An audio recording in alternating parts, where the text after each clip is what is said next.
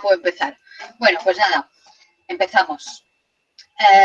Antes de empezar, obviamente, y creo que así voy a empezar y espero acabar también así, dando las gracias.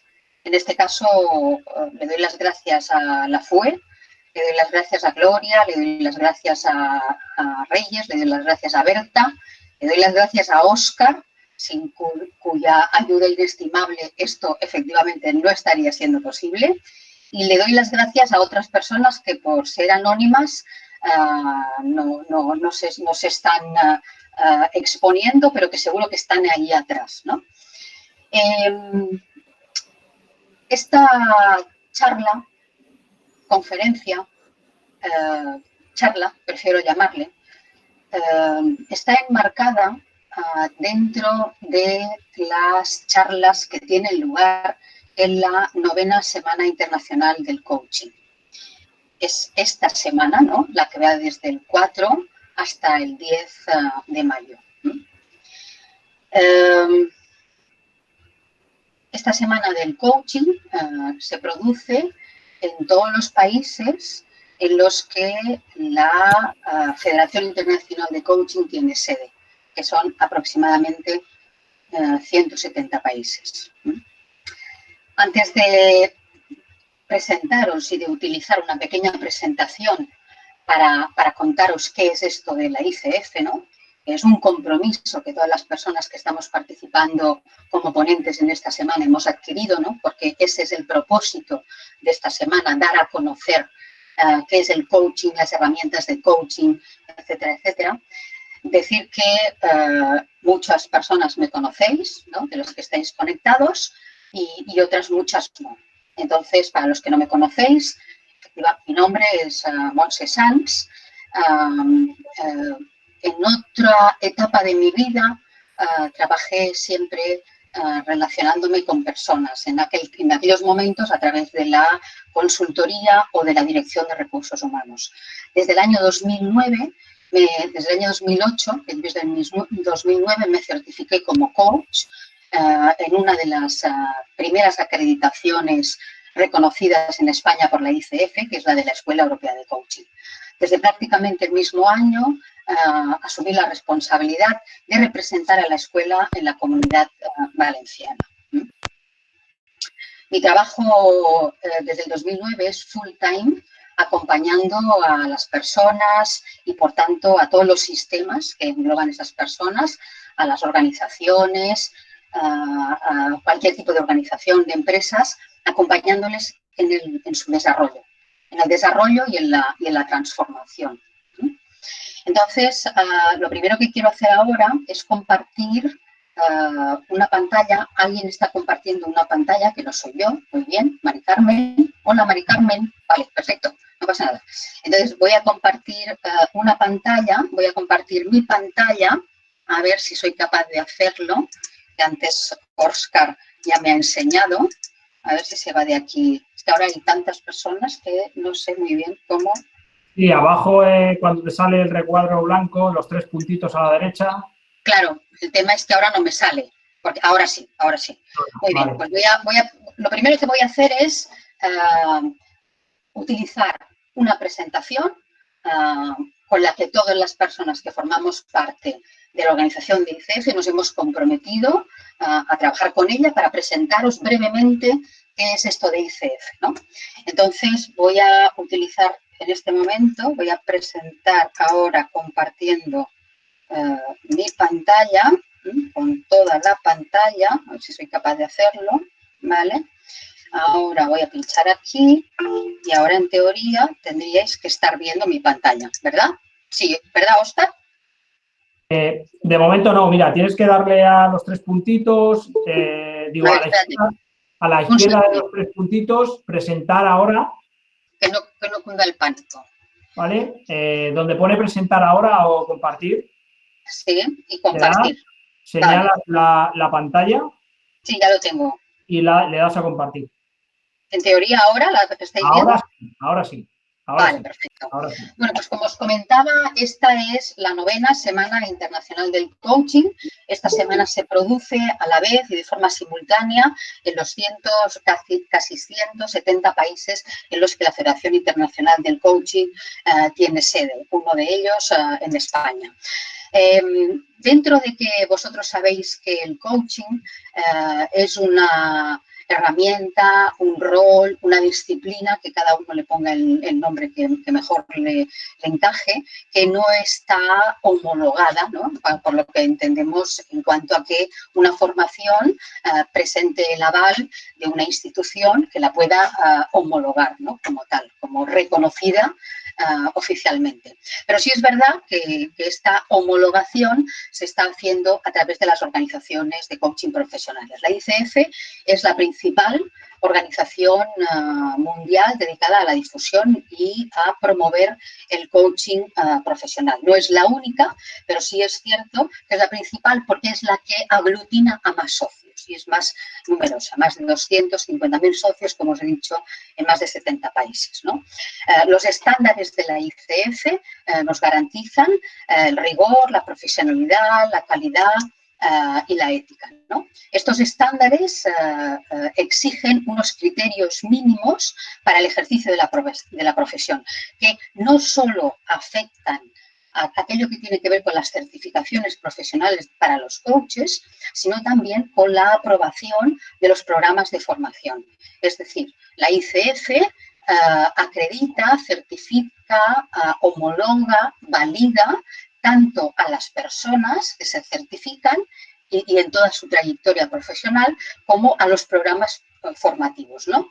Para que tanto las personas como los programas adquieren distintos niveles de calificación, en este caso de certificación. A los coaches, una vez que acumulamos más de 100 horas de práctica, la ICF nos da la certificación de ACC, Coach Certificado Acreditado. Cuando la acumulación es de más de 750 horas de práctica, 550 desde el año 2014, la certificación es la de PCC, Coach Certificado Profesional.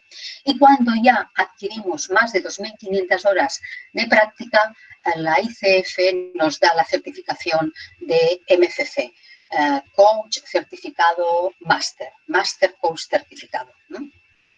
De igual modo, la ICF tiene acreditaciones para homologar los programas formativos, ¿no? El máximo nivel de acreditación de un programa es el programa ACTP y otros niveles de acreditación son los niveles de ACSTH o CCE. De alguna forma, ACTP significa que aquel programa contiene todo lo que tiene que contener para formar a un coach profesional, desde todos los vectores y ángulos en los que se puede valorar una formación, calidad del profesorado, experiencia del profesorado, contenido en los programas, dinámicas, horas, etcétera, etcétera, etcétera. Los programas ACSTH son programas en los que ICF reconoce una cantidad de horas que aplican y que encajan con aquellas competencias que ICF promueve, pero que de alguna forma entiende que todavía son insuficientes para poder calificar ese programa como único y adecuado para la formación de un coach profesional. Y los programas CCE son programas de formación continua, para entenderlos, ¿no? Programas que hacen aquellas personas o que hacemos aquellas personas que ya estando certificados queremos continuar mejorando, ¿no? Y ampliando nuestro nivel profesional, ¿no? La ICF determina unas competencias básicas, ¿no? En las que nos centramos las personas que formamos a otras personas y que evaluamos a otras personas, ¿no? La adherencia a un código ético, ¿no? Y ya os decía, cuanto menos las 100 horas trabajadas con clientes, ¿no? Esta certificación a mí siempre me llamó la atención porque sucede, o yo por lo menos lo conozco en pocas certificaciones o acreditaciones profesionales, es una certificación que debe ser renovada cada 3 años. Bien pudiendo justificar una cantidad de horas de trabajo, bien justificando una cantidad de horas de formación continua. Si no, esa certificación se pierde y hay que volver a empezar. que yo sepa, pasan revisiones muy periódicas que les permiten mantener o no mantener la calificación, la certificación o la validación, por ejemplo, los pilotos de aviación, ¿no? Pero que yo sepa, hay pocas profesiones en las que esta forma de validar el mantenerse al día se utiliza. Para acabar, ¿no? Una definición, ¿no? De la ICF, hay muchísimas, ¿no? Y en este caso, la que dice que el coaching profesional se fundamenta en una asociación con los clientes en un proceso de acompañamiento reflexivo y creativo que les inspira a maximizar su potencial personal y profesional. Todo aquello que tiene que ver con la voluntad de querer seguir aprendiendo.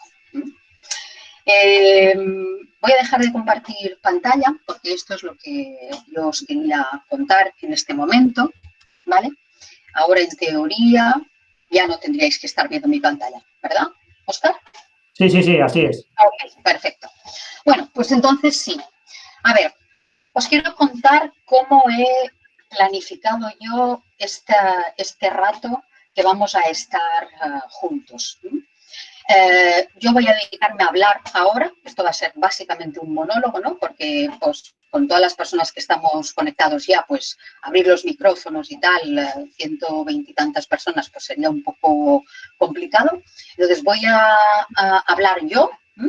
Os voy a pedir que por favor dudas, preguntas, las guardéis, las escribáis, para que luego al final las podamos ver, me las podáis transmitir en el chat, al que yo voy a atender cuando acabe de hablar. No voy a estar constantemente leyendo el chat, ¿vale?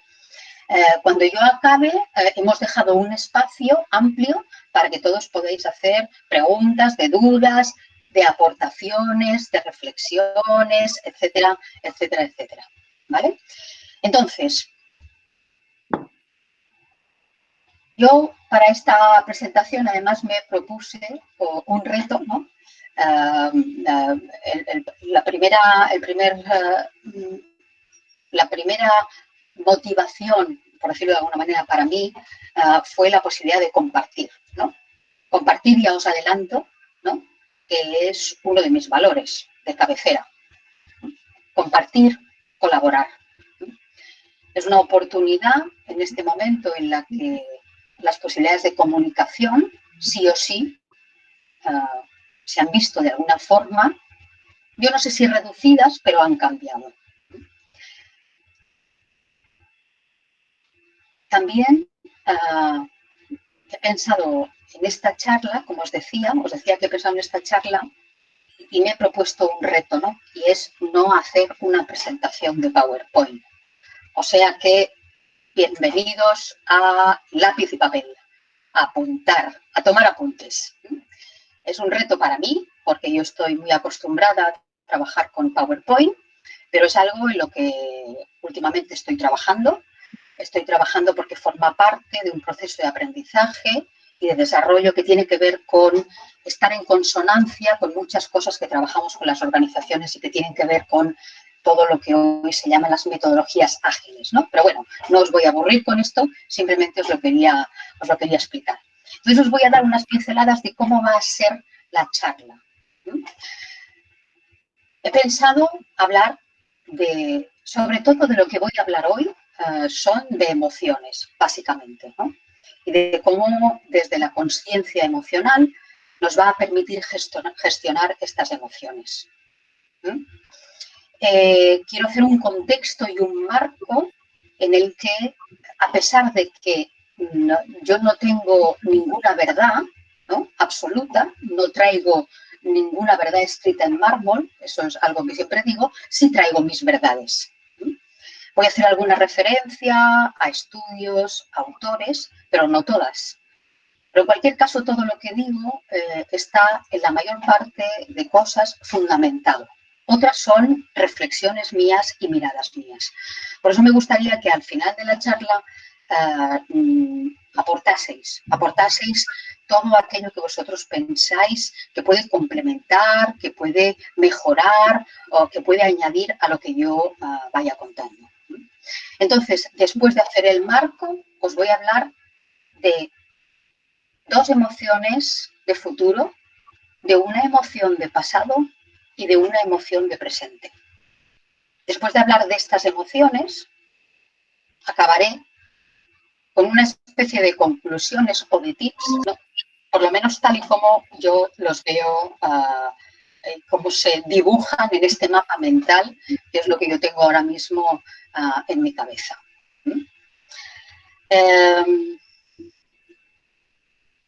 Es cierto que en estos momentos pues hay una palabra, ¿no?, que suena, ¿no?, suena y suena en todos los chats, en todas las conversaciones, en las noticias de la tele, en los periódicos, y que no sé si estaréis de acuerdo conmigo, que es la incertidumbre. Es un momento de incertidumbre y vamos a gestionar la incertidumbre. Alguien antes en el chat me decía, gracias, Monse, por ayudarnos a entender la incertidumbre. Vale, no sé si es entender la incertidumbre el foco que yo he puesto en esta charla, ¿eh? Y poco a poco voy a ir entrando en ello. Si os fijáis, la palabra incertidumbre, y la buscáis en la RAE, curiosamente dice que la incertidumbre es la ausencia de certidumbre. Fabuloso, fantástico. Entonces, la ausencia de certidumbre tiene que ver con la ausencia de certeza, ¿no? Y la certeza es la cualidad de lo cierto. Entonces, volviendo al principio, una cosa cierta es una cosa que nosotros no podemos calificar, ¿no? Porque qué es cierto o qué no es cierto es algo que necesita una corroboración, es una opinión, ¿no?, que se puede convertir en un hecho, pero que necesita ser evaluada y calificada desde fuera. Entonces, curiosamente, hablamos de la incertidumbre cuando en el fondo esa certeza no la vamos a poder tener hasta que no haya sucedido. Para mí es una de las primeras contradicciones o de los primeros paradigmas que no resuelvo, ¿no? Que no resuelvo y que de momento están revoloteando por mi cabeza. Me gusta el concepto, otros conceptos que me parecen más amables, ¿no?, para describir esto que está sucediendo, o cuanto menos más posibilitadores. Habréis oído hablar, es cierto, estos días también lo he visto yo en algún periódico y en algunas charlas, ¿no? Mi maestra Silvia Guarnieri el otro día lo comentaba, del concepto de los cisnes negros. Es un concepto de Nassim Taleb, un libanés que escribió hace mucho tiempo y que relata aquellas, y se refiere a aquellas cosas que suceden de una forma inesperada, ¿no?, de una forma que no teníamos prevista, que causan un alto impacto, ¿no?, y que nos llevan a una mirada retrospectiva. De los autores que yo he podido leer, no todos se ponen de acuerdo si esta situación en la que estamos viviendo ahora es o no un cisne negro. Y sobre todo el punto tiene que ver con esto que describe al cisne negro como la retrospectiva. ¿Por qué? Porque si os fijáis, cuando ha pasado lo que ha pasado, cuando de un día al otro nos hemos encontrado que estábamos en casa, encerraditos, confinados, confitados, recluidos, retirados, con el nombre que queráis. A mí la palabra confinamiento desde el principio no me gustó, ¿no?, porque confinamiento es una palabra que a mí no me deja ningún tipo de libertad. Yo prefiero decir que decidí retirarme, ¿no?, y que decidí buscar otra forma de estar viviendo esta situación, ¿no? ¿Me confinan o me retiro? A mí me da más posibilidad pensar que algo tiene que ver con una elección que yo estoy teniendo, ¿vale? Pero la palabra, habréis oído, como os decía, ¿no?, pues que muchas personas hablan de, claro, esto ha sucedido porque nosotros hemos estresado al universo. Algo tenía que pasar. Algo ha hecho el universo para que nos paremos. Entonces, este concepto, ¿no?, de retrospectiva es el concepto que a distintos autores los sitúa en una posición o en otra posición con respecto a si esto es un cisne negro. Pero bueno, para mí lo es, ¿no? Porque lo que sí que nos ha pillado por sorpresa, ¿no? No nos lo esperábamos. Y ahí viene mi primera reflexión, enlazando con el concepto de la certeza. ¿Cuánto, y es una de las preguntas que os quiero invitar a que os contestéis, cuánto y cómo me relaciono yo con la sorpresa?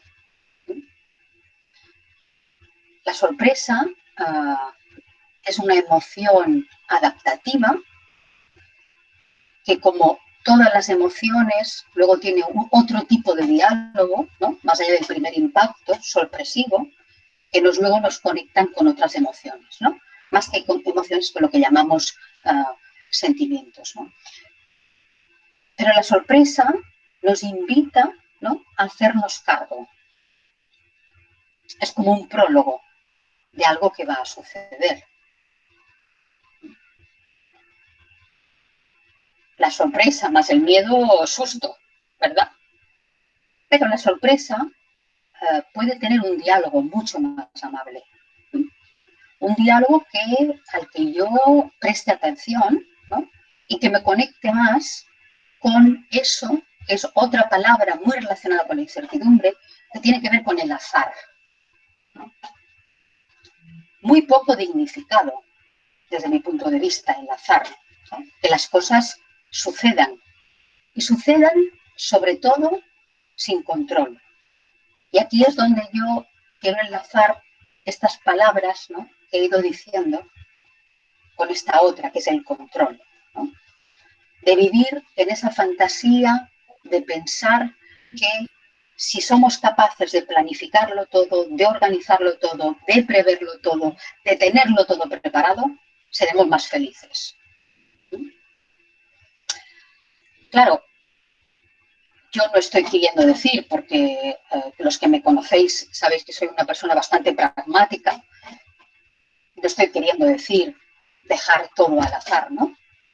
Pero hay muy poco reconocimiento de la sorpresa, del azar, mientras que estamos en general, ¿no?, probablemente ninguno de los que estáis aquí, porque sois todos maravillosos, pero yo sí, ¿no?, me reconozco en muchos momentos abrazada al control, ¿no?, abrazada a querer que las cosas sean como yo quiero.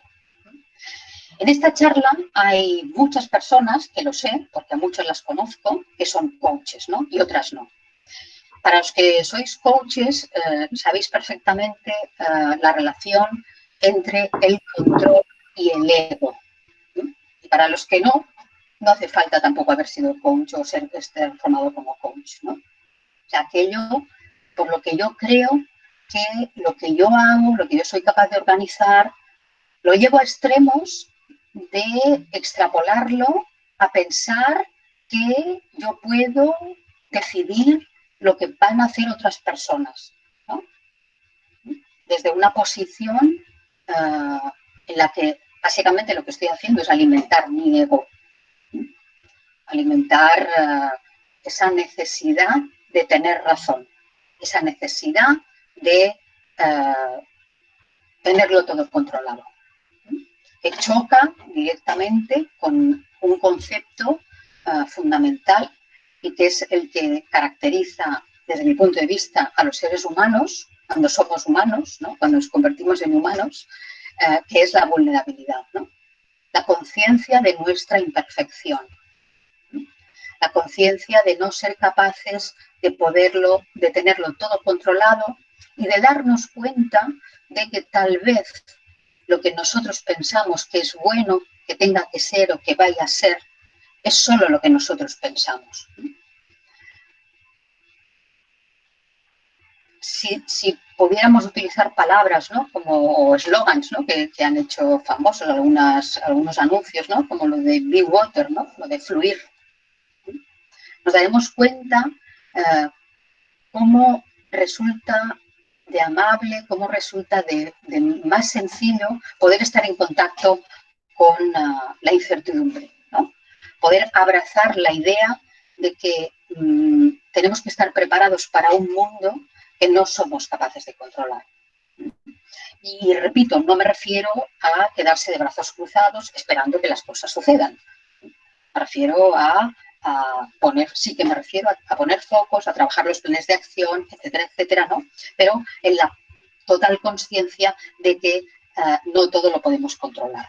Porque vivimos, repito, vosotros tal vez no, pero yo sí, muchas veces en una sociedad de la impaciencia, que es otra de las emociones que creo en las que hemos de tomar conciencia.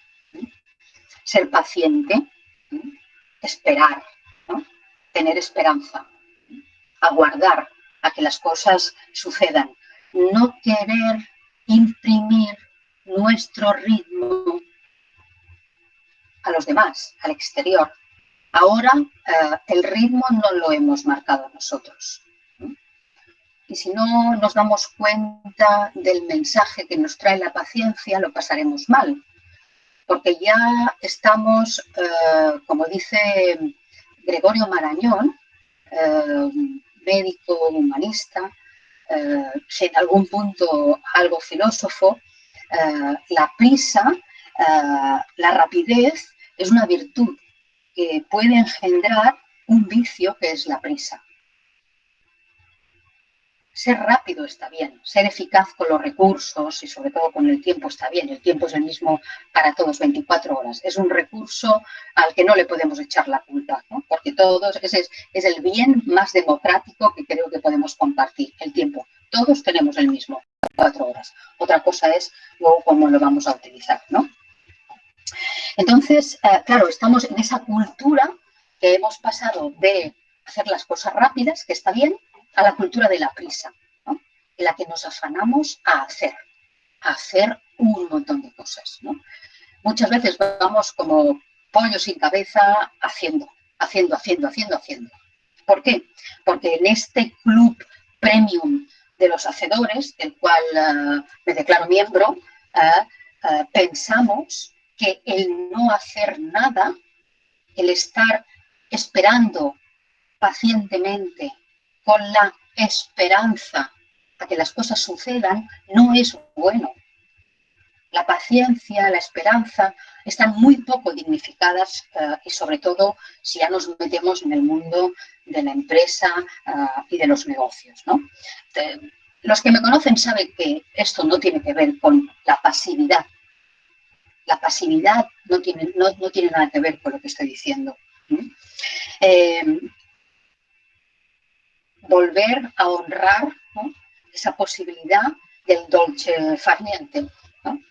Volver a honrar la posibilidad de estar haciendo lo que aparentemente es nada, porque hacer nada también es hacer algo, ¿no? Lo mismo que decimos en el tema de relaciones personales, cuando uno no hace nada para solucionar un conflicto con un colega, con un jefe, con un familiar, no hacer nada es hacer algo, el no hacer es hacer, ¿no?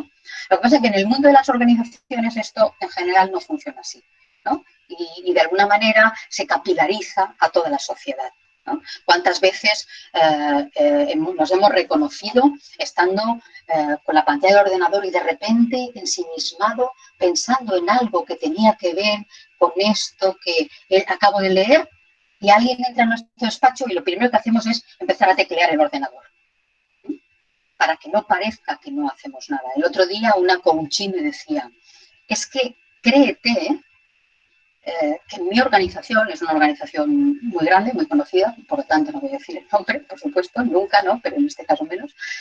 Créete que en mi organización pasa esto. Entonces a veces estoy intentando pensar en algo, en una respuesta, en cómo solucionar algo, y lo hago con el teléfono en la mano, para que parezca que estoy hablando, para que parezca que estoy haciendo. Entonces en este momento no solo no estamos pudiendo controlar las cosas como nosotros quisiéramos, ¿no? Porque vivimos en la fantasía de que hay una parte que depende de nosotros o sea, que la parte que depende de nosotros es mucho más grande de la que en realidad depende, sino que además no tenemos paciencia. Queremos que esto acabe ya, que se solucione, que vuelva, bueno, no sé si que vuelva es una buena referencia, ¿no? Pero en cualquier caso, que podamos recuperar, ¿no? Que podamos recuperarnos a nivel económico, a nivel de sociedad, etcétera, etcétera, ¿no? Nosotros sabemos en coaching, decimos que los coaches tienen que creer profundamente, lo primero en su coaching, en su cliente, lo segundo en ellos mismos, como que son la herramienta fundamental del coaching, ¿no? Y lo tercero en el proceso. Todo tiene un proceso. Entonces, en este contexto de la incertidumbre, de las certezas, del azar, de las sorpresas, ¿no? de este mundo VUCA, que no es nuevo de ahora, ¿no? Lleno de incertidumbre, de ambigüedad, de volatilidad, de complejidad. Esta palabra VUCA, antes, ahora VUCA traducida, y hace mucho que la manejamos, ¿no? Pero ahora estamos ahí. Ahora sí que estamos ahí. Y ahora nos toca mirarnos y creo que tenemos una oportunidad de poder tomar conciencia de cuáles están siendo nuestras emociones.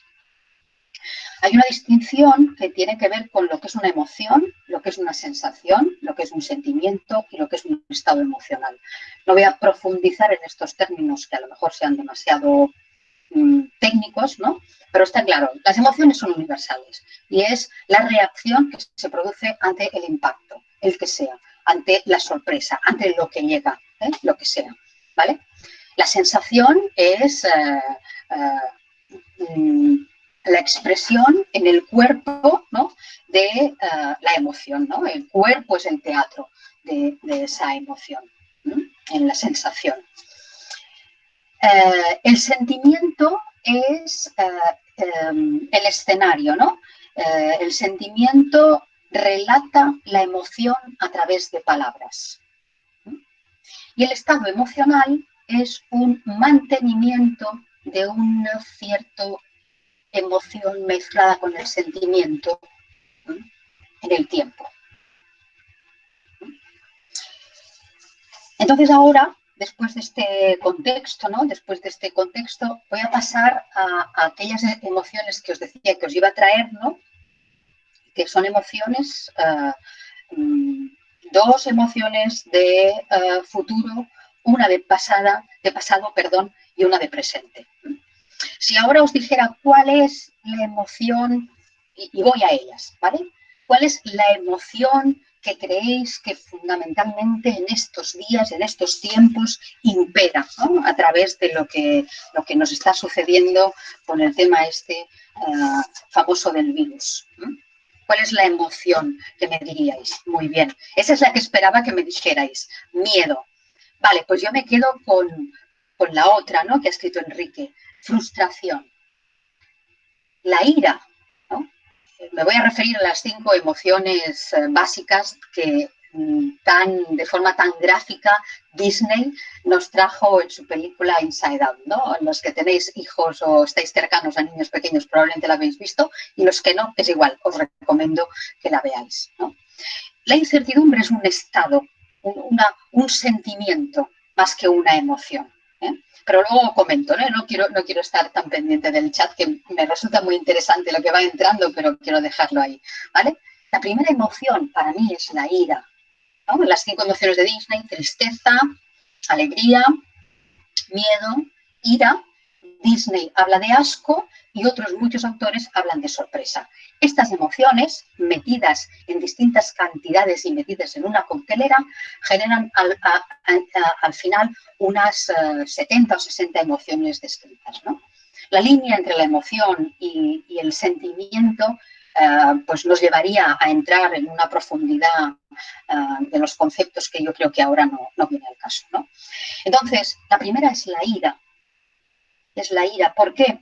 Porque la ira, el enojo, la rabia, como le queráis llamar, no es más que el remanente de energía que queda cuando mi deseo no se cumple. Por eso yo quería escoger la emoción de la que me hablabais, ¿no? De la frustración. Es una emoción secundaria, ¿no? Que viene a partir de un diálogo.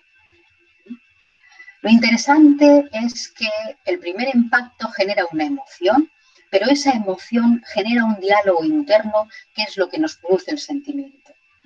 Luego, con algunos ejemplos que tengo para más adelante, intento añadir algo más a esto que estoy contando, ¿no? ¿Qué sucede? Que esta ira, esta descarga, yo quiero llamarle ira por coger el nombre, ¿no? El nombre, el primer nombre, ¿no? La madre de todo, ¿no? Enojo, enfado, bla, bla, bla, bla, bla, bla, ¿no? Odio también estaría dentro de esta familia, ¿no? Que cuando yo, este enojo, ¿no? Esta ira, este enfado, este remanente de energía, ¿cuál es el problema? El problema es que no lo sabemos utilizar porque nos falta mucha información y tenemos que trabajar mucho todavía en la comprensión y en el mensaje que nos traen las emociones. Ese remanente de energía, en general, lo estamos utilizando, tal y como dice Norberto Levi, para destruir, más que para resolver. Y ese no es el propósito de la ira y del enfado. El propósito de la ira y del enfado es utilizar esa energía para resolver el problema. Entre otras cosas, quiero introducir aquí, los que me hayáis escuchado alguna vez hablar, esto me lo habréis oído en mis coaches, sin duda, de los muchos que veo por aquí, sin duda. Lo que nosotros calificamos como un problema, algo que nos genera ira, algo que nos genera cualquier otro tipo de emoción, es una interpretación de lo que está sucediendo. Vivimos en la falacia, en la fantasía de que somos observadores de la realidad. Y lo único que somos es interpretadores de la realidad. Las cosas suceden y nosotros las interpretamos. Y las interpretamos a través de lo que los americanos, una palabra que es bastante chula, llaman el mindset, ¿no? Que sería como el amueblar la mente, ¿no? Como a través de todos los juicios, creencias, paradigmas con los que yo convivo, ¿no? Con los que transporto en mi mochila mental, ¿no? ¿Fruto de qué? De mis experiencias, de mi vivencia, de mi familia, de la cultura, de la empresa en la que estoy, de la sociedad, bla, bla, bla, bla. Por eso, los mismos, una circunstancia no se produce, no conlleva un detonante de enojo, de miedo, de enfado, de alegría, igual en todas las personas que la están recibiendo. Porque cada uno vamos a hacer una interpretación de esto. Entonces, lo que para nosotros en estos momentos yo creo que hay una emoción que sí es cierto, estoy de acuerdo, con que una de las emociones fundamentales y la segunda de la que voy a hablar es la del miedo, ¿no? Pero hay una emoción que tiene que ver con la rabia, con la ira, ¿no? Con que aquello que nosotros habíamos planificado no se cumple. Mi pregunta regalo, ¿cuánto estáis viviendo a partir de vuestras expectativas? Y esto del COVID me viene muy bien para explicar algo que es sobrevenido, no querido, no diseñado, ¿no? Pero lo veo constantemente. ¿Cómo yo creo que los demás se tienen que relacionar conmigo? Las organizaciones, ¿qué es lo que creo que tiene que hacer mi jefe? ¿Qué es lo que creo que tiene que hacer mi colega? ¿Qué es lo que espero que hagan mis colaboradores? ¿Por qué? Porque siempre se ha hecho así. Y está bien dejar un margen, como antes decíamos, a no tenerlo todo controlado, ¿no? Pero no tiene sentido de que me sienta frustrada por algo con lo que yo no me he comprometido. Y ahora no hablo del COVID, hablo de temas más concretos, más banales, más de nuestro día a día, ¿no? Con algo que yo no, y sobre todo en temas de relaciones, ¿no? Entonces, bueno, se frustra y esa energía que yo iba destinada a que eso suceda, no ha sucedido. Y resulta que el día de mi aniversario, pues que yo esperaba que mi marido me trajera un ramo de flores, pues no me lo ha traído. Y eso me enfada. Y esa energía que yo tiene y que tiene la función de resolver, ¿no? Aunque hay una subida de adrenalina, pero tiene la función primitiva alojada en el cerebro reptiliano de resolver, no la sé utilizar. Y en lugar de darle la utilidad que tiene que tener, la utilizo para destruir, la utilizo para atacar. Y entonces busco culpables. Yo, en chats, en conversaciones, me resuena tanto cuando oigo en algunas conversaciones un trasfondo de buscar un culpable de esto. Yo la verdad es que no sé si los hay, tampoco me interesa, ¿no? Porque no hago nada, no gano nada sabiendo si hay algún culpable. Yo lo único que puedo hacer es hacerme responsable de lo que yo sí puedo hacer y de lo que está en mi mano. Porque no sé vosotros, pero yo tengo clarísimo que hay un montón de cosas que están sucediendo que no dependen para nada de mí, ¿no? Entonces, no sabemos cómo transformar esa energía en una energía para resolver, en una energía que nos sirva para pedir, en una energía que nos sirva para aprender a hacer peticiones al otro, a lo que quiero, y no dar por supuesto que los demás ya lo tienen que saber, ¿no? Esta es una frase muy típica entre las mujeres, ¿no? Debería de saberlo, ¿no? Debería de conocerlo, ¿no? Pues es necesario trabajar en esa reubicación de la energía, cuando trabajamos con coaches, ¿no? Esa energía del deseo esconde, ¿no? Algo que tiene que ver con las necesidades, con lo que yo necesito. Y este es un apartado muy bonito también para trabajar y para profundizar en él, ¿no? En el que hoy, por cierto, no voy a profundizar, ¿no? ¿Qué necesito? ¿Desde dónde pido? ¿Qué pido? ¿No? Hay un chascarrillo que está en el libro de Steve Covey, de los 7 hábitos de la gente altamente efectiva, que dice, era un matrimonio que él viajaba 280 días al año, ¿verdad? Y claro, esto pues en su esposa, en la mujer pesaba mucho. Y entonces un día le hizo una petición y le dijo, me gustaría que no viajases los fines de semana. Y entonces el marido dejó de viajar los fines de semana y se apuntó a un torneo de golf. A veces no pedimos, confundimos el deseo con la necesidad. Y tenemos que aprender a pedir desde nuestras necesidades, ¿no? Yo necesito de ti que pases más tiempo conmigo, que estés más tiempo conmigo. La siguiente, esta es una emoción de futuro. La ira es una emoción de futuro. Efectivamente, la siguiente, la ira nos conecta mucho con esta cultura competitiva de buscar culpables, de pensar si puedes tú más que yo, si es lo tuyo o lo mío, ¿no? A ver quién gana. Está muy relacionada con el tema del enojo y de la ira, ¿no? De las comparaciones, etcétera, etcétera. Todo lo que tiene que ver con la siguiente emoción, ¿no? Que tiene que ver con el miedo, efectivamente. El miedo es una emoción que de alguna forma lo que hace es una especie de escáner, ¿no? Que nos pregunta sobre los recursos que nosotros tenemos para poder acometer los retos o los objetivos que o nos proponemos o nos proponen, uno de los dos, ¿no?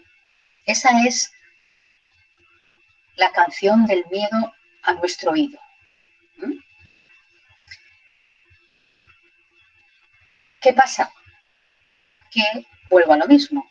En esta sociedad nos falta dignificar al miedo, ¿no?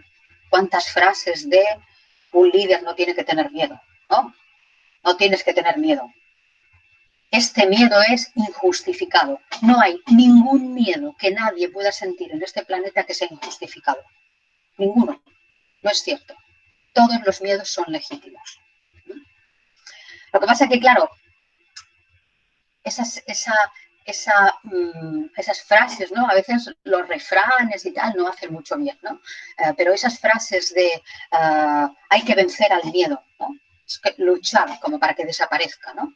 ¿Cómo haces para no tener miedo? Yo no quiero tener miedo.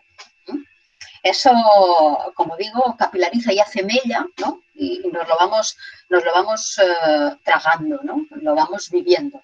Ahí tiene mucho que ver también nuestras etapas, ¿no? De infancia, de adolescencia, etcétera, etcétera, ¿no? Pero en cualquier caso, esa es la función del miedo. Imaginaos que tenemos el panel de un coche, ¿no? Y que esa luz roja que se enciende y que nos dice, bueno, hoy en día ya lo dicen todo de una, ¿no? Pero antes, ¿no? La luz roja que se enciende que nos dice que algo va mal. Si nosotros pasamos de esto, ¿qué es lo más probable que suceda? ¿Qué es? Que el coche se pare. Esto es lo que hacemos con el miedo. Hacer como que no queremos hacerle caso, ¿no? Como que queremos que desaparezca. Como que de alguna manera nos da la sensación de que el miedo es algo que tenemos que evitar, ¿no? Cuando el miedo es la primera emoción que se produce ante algo que nosotros en esa falacia interpretativa valoramos como una amenaza. Lo que es miedo para mí no es miedo para otra persona.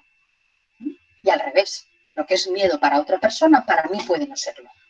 Entonces, en esa interpretación, yo agarro al miedo y no le presto atención. Digo, no hay que tener miedo, tengo que tirar para adelante, ¿no? Entonces, sin adentrarme mucho en esto, no conversamos con ese aspecto más temeroso y le obligamos. Cuando a alguien le obligan a hacer las cosas con miedo, una de las emociones más allá de lo que se conoce, ¿no? De una manera pues, más coloquial, es el pánico, que es la necesidad de tener que estar haciendo algo con muchísimo miedo y pensando que no tiene recursos. Afrontar algo desde ahí. Parece ser una emoción indigna y, sin embargo, detrás de este miedo hay otras cosas. Porque ¿con qué me conecta mi miedo? ¿Con la posibilidad de estar sola? ¿Con la vergüenza? ¿Con la humillación? ¿Con la impotencia? ¿Con el abandono? ¿Con el rechazo? ¿Con qué conectan mis miedos? En ese hablarme al oído del miedo, el miedo me invita a hacer un checklist, como dicen los americanos, es decir, una lista, ¿no? A chequear cuáles son mis recursos. Y desde ahí ver y tomar conciencia de los recursos que tengo, de los recursos que tengo que reforzar y de las cosas que todavía me faltan. ¿Para qué? Para rebajar la intensidad del miedo. Cuando yo al miedo le rebajo la intensidad, haciendo esto que os estoy comentando, el miedo se transforma en cautela, en preparación, en organización. Y eso me permite no estar atendiendo constantemente a esa señal que tiene que ver con la descarga de cortisol que se produce ante las amenazas, ¿no? Tampoco me voy a extender en lo que tiene que ver con el estrés, ¿no? Pero ya sabéis que una cierta cantidad de estrés, lo que llamamos el eustrés, es adecuada para obtener un buen nivel de performance, ¿no? De cómo hacer las cosas, ¿no? A mí algo que me invite a moverme, ¿no? En coaching le llamamos tensión creativa. Cuando ese nivel de estrés se sobrepasa, llegamos a lo que llamamos el distrés, ¿no? Entonces, la performance cae, ¿no? Es el concepto de la U invertida descrita por Jenkins y Dobson en sus experimentos, ¿no? Y conocida por todos. ¿Cómo me separo yo de esa descarga? Porque ya sabéis, ¿no? El miedo, o sea, hay un libro de un autor que es Sapolsky, ¿no? Robert Sapolsky, que dice ¿por qué las cebras no tienen úlceras? Muy fácil, porque excepto algunos primates y nosotros, las cebras no tienen neocortes y las cebras no recuerdan. Las cebras viene un león, intenta pillarlas, se escapan, ¿no? Porque reaccionan, ¿no? El nivel de adrenalina sube y el de cortisol sube, ¿no? Pues como pasa con nosotros, ¿no? Cuando sube el nivel de cortisol, que sabéis que es una hormona que lo que hace es, tiene un efecto inflamatorio, ¿no? Aumenta el ritmo cardíaco. ¿Por qué? Porque el corazón dice, hombre, vamos a bombear más sangre, porque aquí parece que hay algo que es una amenaza y vamos a bombear más sangre, en los pulmones respiran más rápido, se produce una valoración de la reactancia del tacto más alta, las pupilas se dilatan, ¿no? Para ver más, el oído se agudiza, los músculos se tensan, bla, bla, bla, bla, bla, bla, bla, bla, bla. ¿Vale? ¿Qué pasa? Que la cebra no, pero nosotros mantenemos el estímulo del miedo y la descarga de cortisol que se produce es prácticamente la misma en presencia del estímulo que en la rememoración del estímulo. Ya cuando pienso en ello, cuando pienso en la discusión, en lo que me han dicho, en cómo me he sentido de mal, en cómo me he sentido de humillada, en cómo lo he vivido, en la vergüenza que he pasado y me voy a casa conduciendo en el coche, en ese momento de rememorar eso, la descarga es prácticamente la misma. Bueno, esto es muy peligroso y ya no voy a entrar aquí, ¿no? Pero en cualquier caso, esa es el mensaje del miedo. Como os decía, se trata de rebajar la intensidad, de transformarlo ¿en qué? En cautela, en prevención, en planificación, en preparación, que me sirva para ponerme en marcha, ¿vale? Yo tengo una definición que muchos habréis escuchado de mí, que es la de ser valiente, ¿no? Ser valiente no es la persona que hace las cosas sin miedo, es la persona que hace con miedo lo que antes no se atrevió a hacer por miedo. La valentía tiene que ver con esa posibilidad de hacerme cargo, esa libertad de decidir también, ¿no? En el libro a ver, que había anotado aquí una cita, ¿no? En el libro del Ching, ¿no? De Tao de Ching, ¿no? Dice, no es fácil entender las leyes de una retirada constructiva. Saber emprender correctamente la retirada no es signo de debilidad, sino de fortaleza. Por tanto, seamos compasivos, ¿no? La compasión significa acompañar a alguien en su dolor. Seamos compasivos con nosotros mismos, ¿no?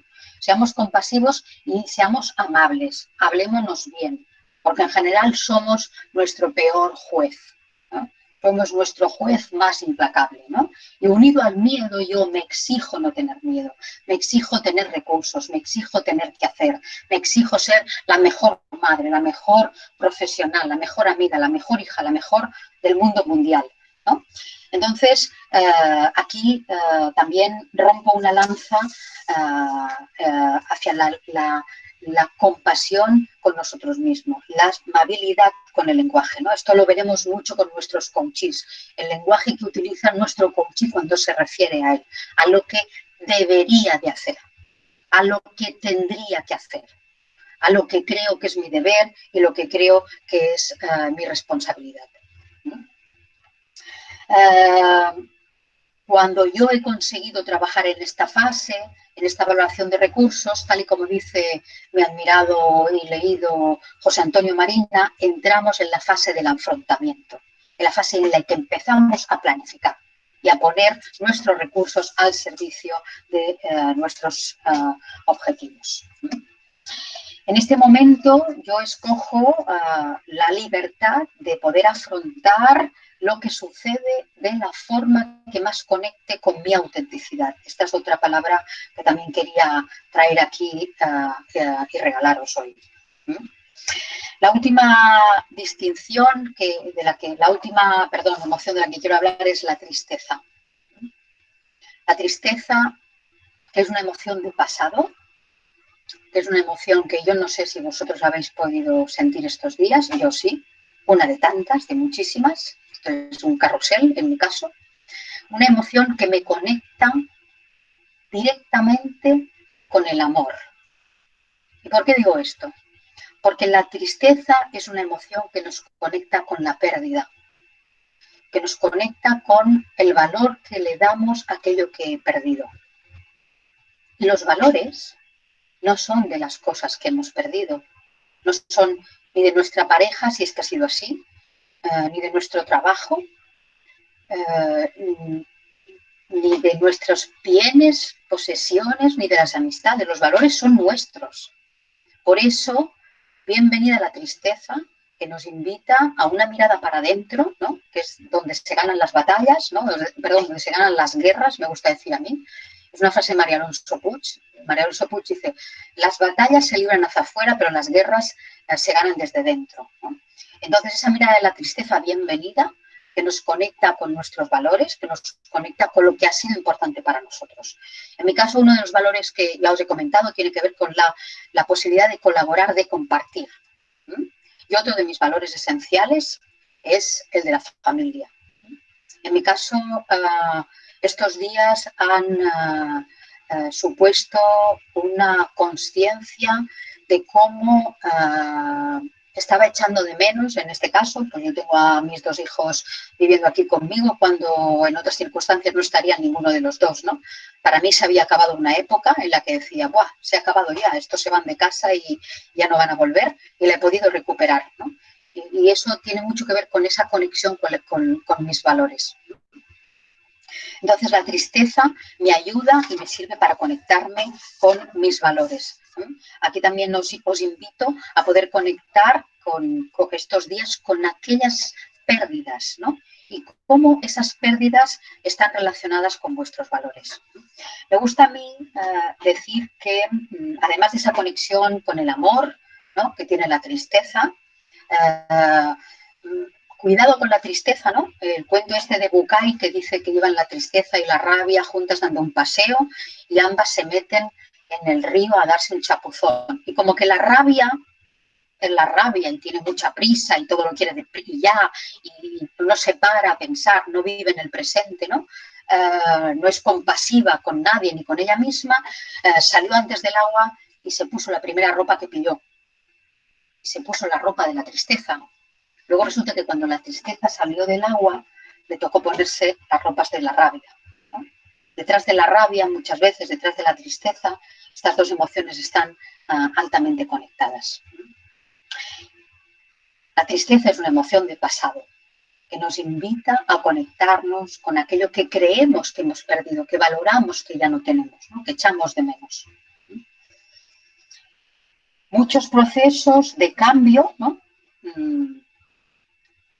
siguen una secuencia parecida al proceso de duelo descrito por Elizabeth Kubler-Ross y su hija, suizas, que estudiaron esas fases que tienen que ver con el primer impacto, que es el bloqueo, la negación, el rechazo, la depresión, la tristeza, la aceptación, o sea, la adaptación, la aceptación, ¿no? Ese proceso.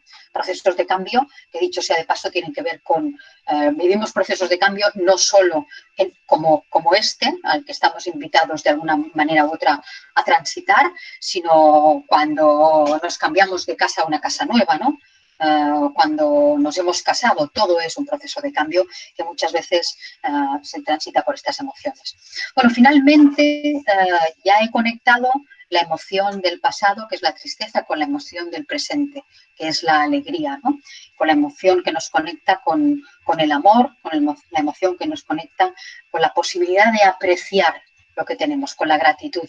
Yo he querido decir al principio que quería agradecer esta posibilidad a las personas que han hecho que esto sea posible y quería invitaros también a este ejercicio, ¿no?, a realizar un ejercicio de gratitud siempre, porque nos va a servir, aunque ahora esta charla está enmarcada en este contexto, nos va a servir para siempre, nos va a servir para afrontar cualquier situación con la que nos encontremos en la vida y que suponga un desafío para nosotros, que suponga un reto, ¿no? Es el momento, como dice Humberto Maturana, para reflexionar reflexionar mirando lo que miramos, reflexionar escuchando lo que escuchamos y reflexionar pensando lo que pensamos, ¿no? Escuchando al miedo y evaluando cuál es la información sobre esos recursos que nos está trayendo. Escuchando a la ira y siendo capaz de revertir esa energía en resolver la situación, en seguir trabajando en nuestros recursos, ¿no? Y hacernos conscientes de lo que ha sido o de lo que está siendo, de lo que estaba siendo hasta ese momento una expectativa, ¿no? Y quizás esto no tiene tanto que ver con esta situación, pero con otras situaciones más del día a día creo que sí que conecta, ¿no? A veces espero que las cosas sucedan, anhelo que las cosas pasen y no me ocupo de tener las conversaciones necesarias para que las cosas pasen con las personas adecuadas, con quien me quiero comprometer, con quien quiero poder tener una conversación para escuchar y para entendernos, ¿no? Y esa invitación efectivamente a conectar con la tristeza para descubrir nuestros valores. Cuando nuestros valores conectan con nuestro propósito, es cuando se producen esos instantes de felicidad. Yo digo que la felicidad para mí no es, aparte de estas cosas que se dicen, pues, que yo estoy de acuerdo, ¿no? El camino, efectivamente, pero yo no soy siempre feliz, ni mucho menos. Hay muchos momentos en los que no soy feliz. Entonces, mi pretensión es que esos momentos que sí son de felicidad, en los que conecto mi propósito con mis valores, sean los máximos posibles y estén lo más cerquita los unos de los otros, para que esa distancia entre momentos no felices se haga cada vez más pequeña. Estamos en una época en la que pasamos del ver para creer a otro paradigma que tiene que ver con el creer para ver, ¿no? Con el diseñar, recogiendo este momento del afrontamiento al que se refería José Antonio Marina, ¿no? Es el momento para ser constantes, para poner en marcha virtudes, ¿no? Como la constancia, la perseverancia, estoy leyendo, el compromiso, la tolerancia, la frustración, ¿no? La postergación de la recompensa. Es muy parecido a la tolerancia a la frustración, ¿no? Y la capacidad de vivir en la incertidumbre, la capacidad de abrazar el hecho de que no tenemos ni las vamos a tener nunca todas las certezas, la capacidad de abrazar una situación que tiene que ver con el estrés y con las sorpresas. La dieta, no voy a hablar de la dieta, ¿no? Muchas personas por muchas partes son expertas en estos temas de la nutrición y de la relación de la nutrición con las emociones, ¿no? Pilar Esquer, Inma Fabra, ¿no? No voy a hablar del cuerpo, ¿no? Viviana Badenes, no voy a hablar del sueño, esa necesidad de poder tener un sueño reparador para que esa fase REM necesaria para que todo lo que ha sucedido durante el día se asiente, ¿no? Esa necesidad de desinfoxicación, ¿no? Que tenemos, que yo creo que todos ya hemos comprendido, ¿no? Esa necesidad de conectar. Me da lo mismo haciendo meditación, que yoga, que reiki, que haciendo pasteles a todas horas.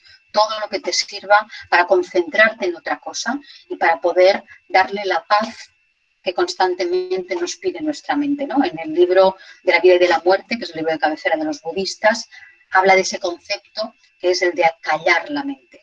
La mente nunca está en blanco, ¿no? Pero, ¿sabes, no? Tu mente habla tan alto que no me deja escuchar lo que dices, ¿no? Es una frase que también corre por ahí, ¿no?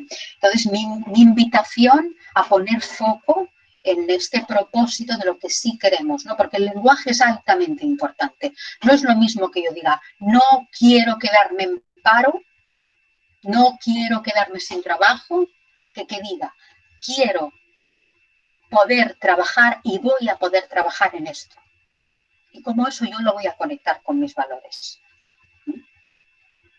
Entonces, nada más, ¿no? Me gustaría dejarlo aquí y ahora sí, abrir micrófonos, estar atenta al chat, al que voy a empezar a leer ahora, por si alguno ha puesto alguna pregunta, ¿vale? tengo antes de lo previsto, lo van a colgar, sí, creo que lo van a colgar, gracias a ti, muy bien, la impotencia, la incertidumbre, me tengo ahí, muy bien, gracias a vosotros, capacidad de abrazar, me llevo esto, capacidad de abrazar la incertidumbre, ¿podría ser un elemento de la resiliencia? Pues por supuesto, claro que sí. Muy bien. A ver, ¿alguien que abre su micrófono para contradecir algo de lo que yo he dicho? Venga, por favor, que no estéis de acuerdo. O para decir cómo lo veis, o cómo lo estáis viviendo, o cómo os está impactando a vosotros, o cómo aplica, o cómo encaja en vuestro trabajo, o cómo encaja en la familia, o yo qué sé, lo que queráis. Venga, ánimo. Al primero que abra el micrófono, como decimos en otro de los chats en los que participo, le damos un aplauso.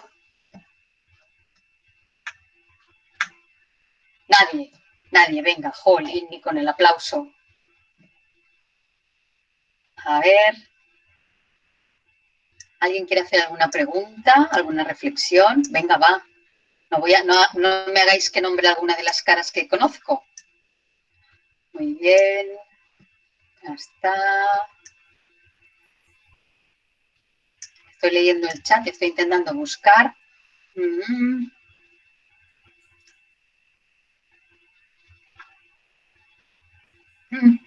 Ya os lo he dicho, hay una persona que dice, estoy confundida. Esto no es sobre la gestión de la incertidumbre. Yo he dicho, ¿ves? Sí.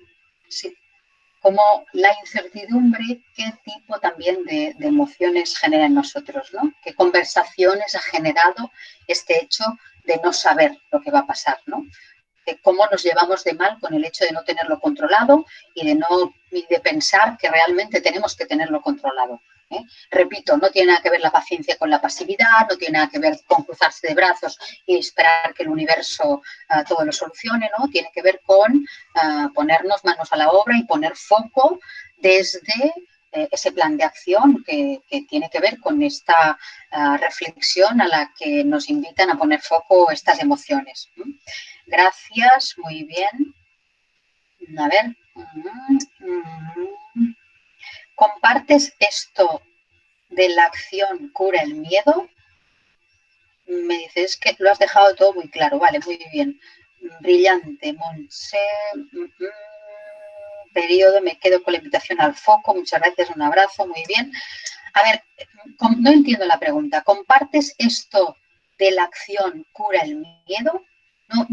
No sé muy bien la pregunta. La puedo intuir, pero me gustaría no interpretar. Rogelio, ¿podrías abrir tu micrófono y contarme cuál es la pregunta? Hola, Rogelio. No está. A ver, Rogelio, si le veo por aquí. ¿Rogelio se ha ido? No, estás ahí, Rogelio. Va por esto. Acción mata. Manuel G. me contesta a lo que pregunta Rogelio, no está mal. Dice, va por esto. Acción que mata al juicio.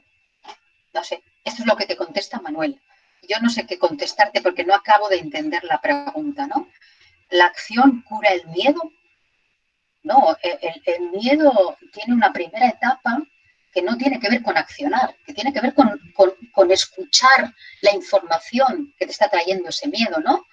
Que tiene que ver con qué es lo que te indica que tú estás, es como una especie de valoración entre creo que no tengo los suficientes recursos para afrontar esto. Y se trata de rebajarle la intensidad, para que no sea un miedo que te bloquee, para que no sea un miedo que te deje inmóvil, para transformarlo en eso que llamamos el coraje, la velocidad y la valentía. Os aseguro que no hay ningún cuerpo de emergencia, policía, bomberos, etcétera, todos los primeros auxilios psicológicos que quieran a su alrededor a personas que no tengan miedo. Las personas que carecen de miedo, per se, tal y como lo estamos contando, se llaman temerarios. Nadie quiere a su lado un temerario. Nadie. Ni un paracaidista, ni un bombero, ni un médico, ni nadie. Otra cosa es ese conjunto de las personas que llamamos valientes, con coraje, con autenticidad, héroes. Puede que, aparte de los héroes de este coronavirus, y no parezca a lo mejor un acto tan heroico, pero la persona que trabaja para poder tener una conversación que antes no se había atrevido a tener, ¿no?, está siendo valiente, porque antes no se atrevió a hacerla por miedo y ahora, aún con un poco de miedo, va a atreverse a hacer, ¿no? No hace falta ser un héroe como de los que estamos hablando en estos días, que sí es cierto que lo son, ¿no? Pero todas estas personas a las que nos referimos tienen miedo, conviven con el miedo. Lo que pasa es que han logrado trabajar con ese miedo para que el miedo no les bloquee. Ahí está el kit de la cuestión, ¿eh? Pero no hacer con miedo, porque hacer con miedo lleva a más miedo. Lleva a que en la conversación de ese aspecto nuestro temeroso, ¿no? En coaching hacemos unos trabajos que tienen que ver con lo que llamamos conversar con la silla caliente, ¿no?, con la silla vacía. En esa conversación que tenemos con nuestro propio aspecto temeroso, ¿no?, si le obligamos a que no atienda al miedo, eso genera más miedo en nosotros. Entonces, si eso es lo que me querías preguntar, exactamente de acuerdo no estoy, ¿no? Yo creo que para ponernos en acción es necesario rebajar la intensidad de ese miedo. Ha estado muy bien. Me encanta el enfoque ontológico. Gracias. ¿Alguien más? ¿No? ¿Nadie más? Estamos de acuerdo. Muy bien. Gracias, Rogelio. Gracias. Ahora te veo, ¿eh? Además te has abierto la camarita. Gracias. No, tampoco es mi propósito estar de acuerdo, ¿eh? A mí me gustaría que alguien me dijera, pues no estoy de acuerdo en esto, oye, a ver, ¿cómo? Porque yo no lo vivo como un enfrentamiento, ¿no? Yo lo vivo como una posibilidad de que las cosas sean y, ¿no? Es algo que trabajamos mucho en coaching. Las cosas no tienen por qué ser o esto o lo otro, o lo tuyo o lo mío. Pueden ser y lo tuyo y lo mío. La parte de la tristeza, el amor y pérdida, la decepción. Vale. Es que ahí nos vamos a meter en harina de otro costal. La recepción es un tipo de emoción que tiene que ver con la pérdida y la expectativa. Entonces, otro día lo hablamos.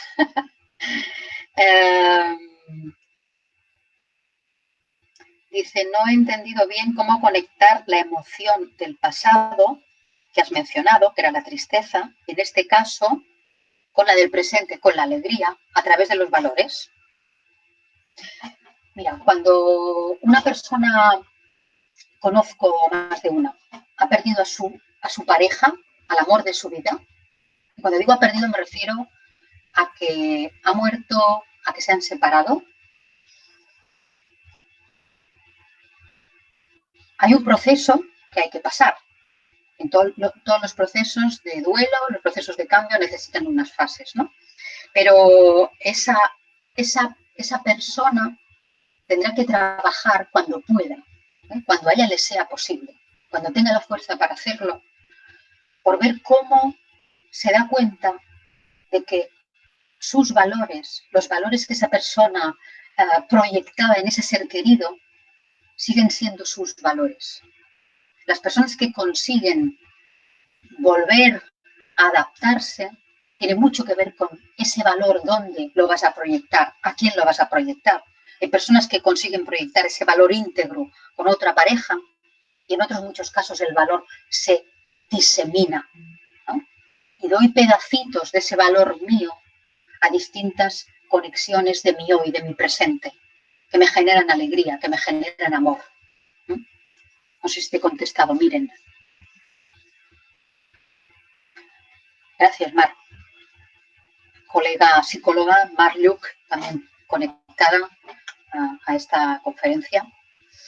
Bueno, pues ya es momento de ir desconectándoos, ¿no? Porque yo creo que ya no hay más preguntas, ¿no? ¿Me vais a dejar sin que nadie, o haber podido oír la voz de nadie? ¿No? ¿Nadie se anima? Muy bien. Pues Yo nada me más. animo. A ver, venga, Silvia. Sí.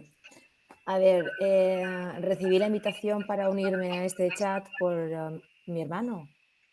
Y bueno, como yo lo acepto todo, digo, pues vale, bien, perfecto. Y ahora entiendo por qué. Es que yo soy psicóloga también, me paso el día tratando con las personas.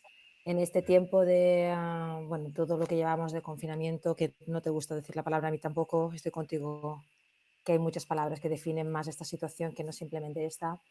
Pero me ha tocado estar haciendo atención psicológica a todas horas del día y he podido eh, poder comprobar cómo cada uno de nosotros gestionamos las emociones de manera distinta. Y a mí me encanta hablar de emociones y siempre empiezo cuando hablo con cualquiera de mis compañeros, porque tampoco me gusta llamarles ni usuarios, ni pacientes, ni nada, simplemente son compañeros de batalla en todas estas situaciones.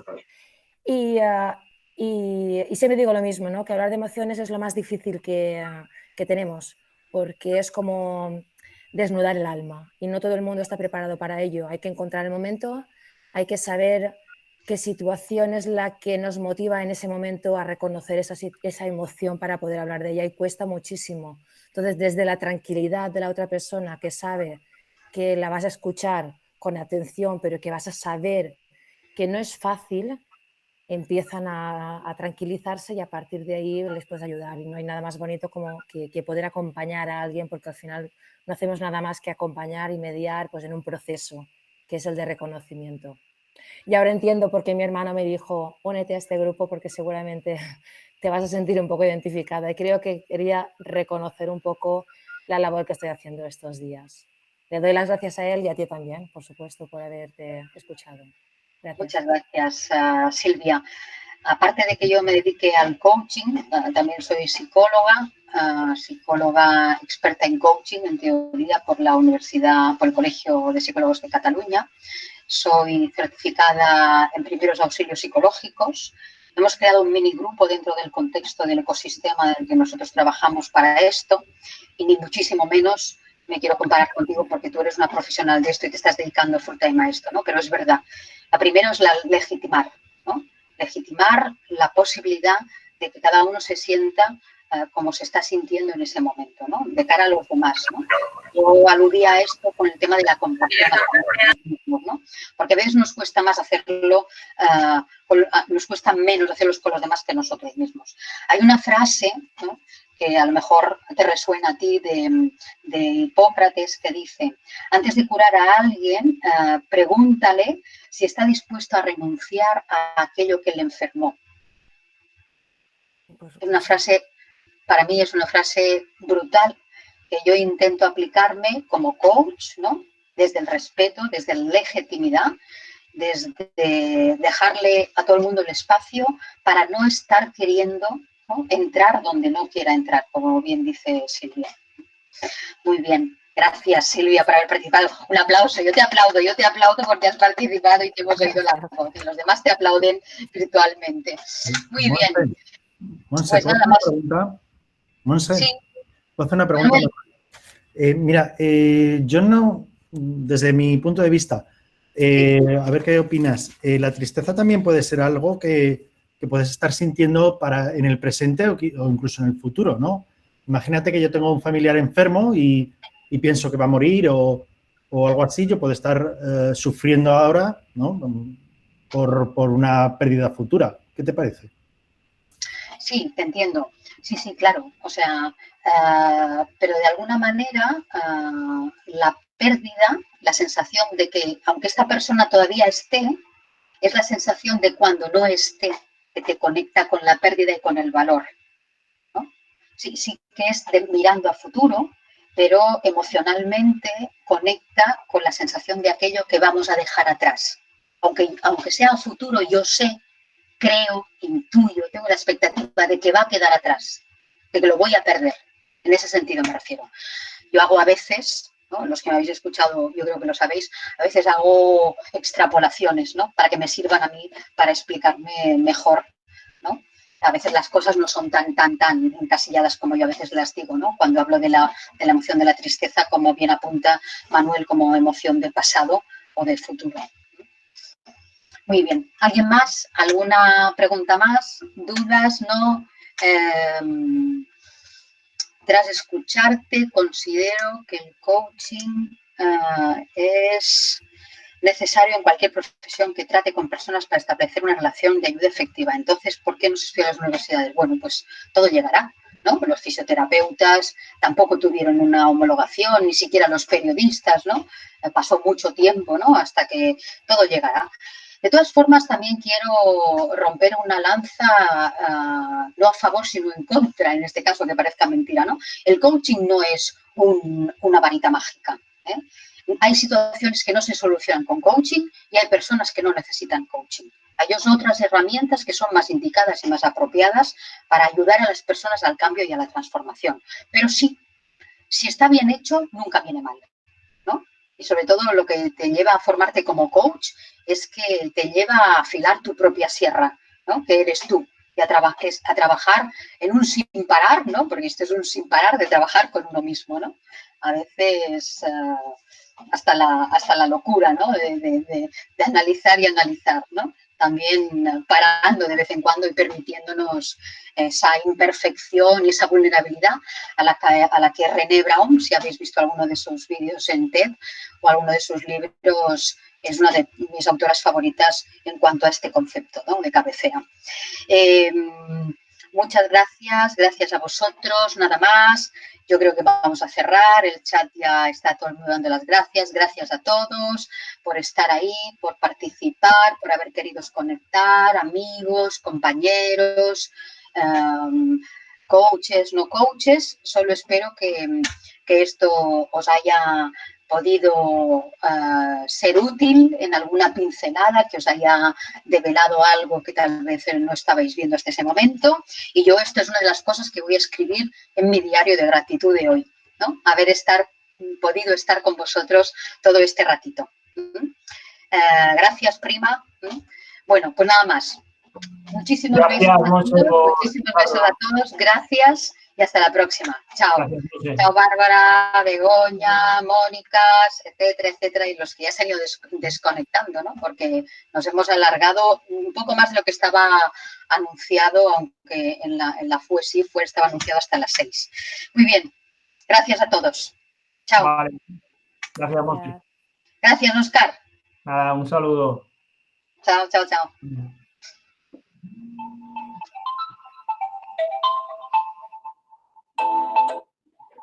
Te veo. Te veo. Dime, ¿vas a parar un momento? ¿Ya has terminado? Vale, espérate un...